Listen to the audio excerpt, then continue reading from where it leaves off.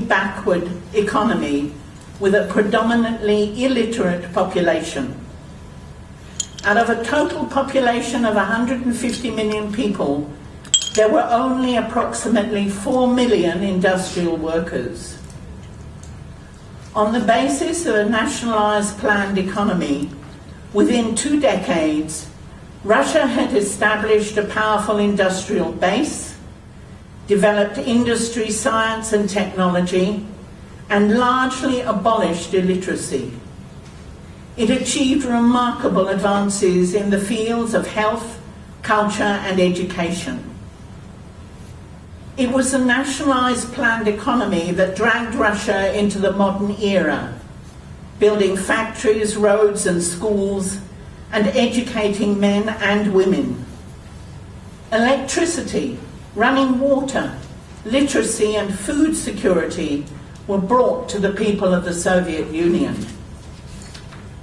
And don't let us forget that all this was achieved at the time when the Western world was in the grip of mass unemployment and economic collapse in the Great Depression. Despite the terrible destruction of the Second World War, the Soviet Union increased its GDP 5 times over from 1945 to 1979. In 1950, the GDP of the Soviet Union was only 33% that of the USA. By 1979, it was already 58%.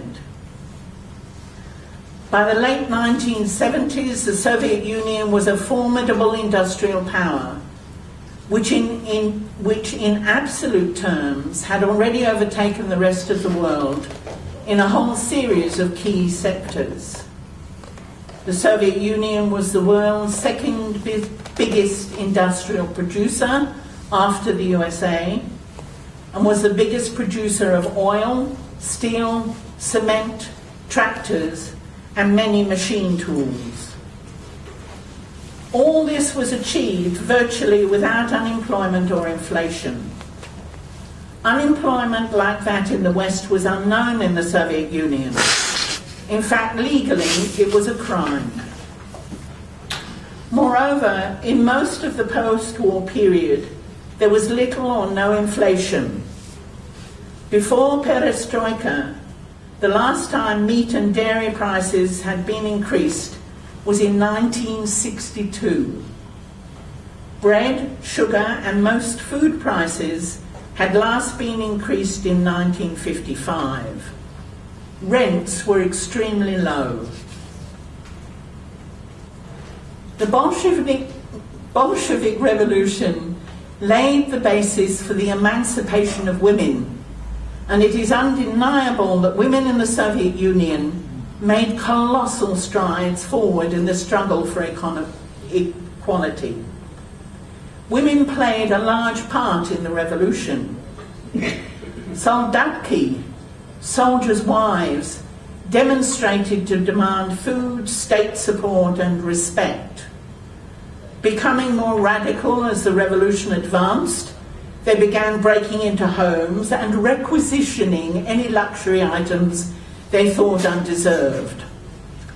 A flour trader who did not want to offer them his goods at a discounted price was beaten up by a band of soldatki. Milliners in Smolensk, mostly young Jewish women, went on a fierce strike for an 8-hour day, a 50% wage increase, a 2-day weekend, and paid holidays. A Muslim convention in May in Moscow was attended by 900 delegates, almost a quarter of them women. When a man asked why men should grant women political rights, a woman answered, "You act as though you can grant us rights. Rather than that, we shall seize them."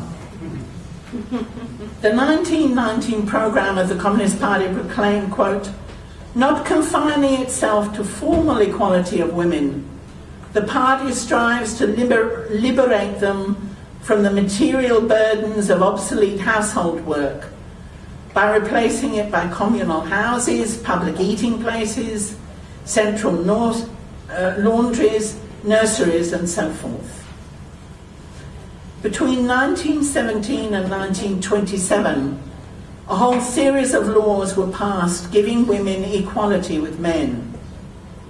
Women received equal pay, special maternity laws were introduced banning long hours and night work, and establishing paid leave at childbirth, family allowances, and childcare centres. Abortion was legalised in 1920, divorce was simplified, and civil registration of marriages was introduced. The concept of illegitimate children was abolished. The number of women in higher education as a percentage of the total rose from 28% in 1927 to 43% in 1960 to 49% in 1970. In the words of Lenin, quote, "In the literal sense, we did not leave a single brick standing of the despicable laws which place women in a state of inferiority compared with men." The Russian Revolution exerted a profound influence. The slogan, "Peace, bread and land," had an enormous appeal in a war-torn and impoverished world, suffering from the exploitation and oppression of capitalism and the war which it had imposed on the world. An alternative to capitalism had emerged. Humanity had had dreams of justice, equality and plenty for millennia, but now these were no longer hopes and dreams. They were being translated into practice, into reality.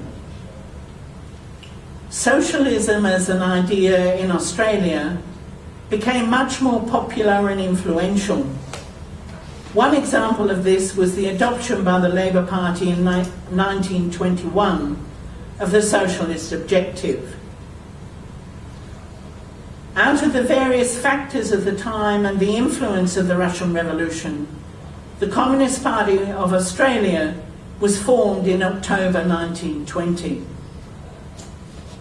In the United States, a Communist Party was also formed, which went on to lead the labour movement of the 1930s, including the groundbreaking 1934 Minneapolis and San Francisco general strikes, and the formation of the militant industrial CIO